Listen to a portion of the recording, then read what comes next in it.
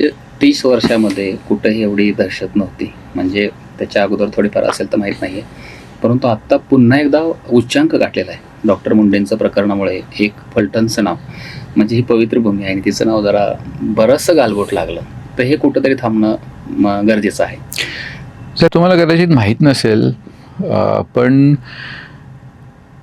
फलटणमध्ये असंही म्हणतात, असा लेजंड आहे की जेव्हा सीतामाई एक्झाईलमध्ये गेल्या, त्यांना वनवास गाठावा लागला, तेव्हा ते फलटणमध्ये आल्या होत्या.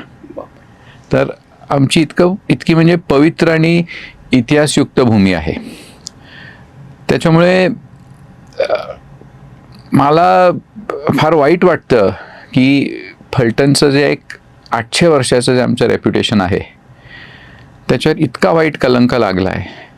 आणि फार दुर्दैवी गोष्ट आहे की ज्यांचं आडनाव आणि आमचं आडनाव एकच आहे त्याच लोकांमुळे आम्हाला हे सगळं आता दुर्भाग्य आहे, आमच्या फॅमिलीचंच दुर्भाग्य आहे असं म्हणायची पाळी आली आहे. कारण त्यांना त्याच्याबद्दल काही वाटतं का मला काहीच कळत नाही, नाहीच वाटत असं.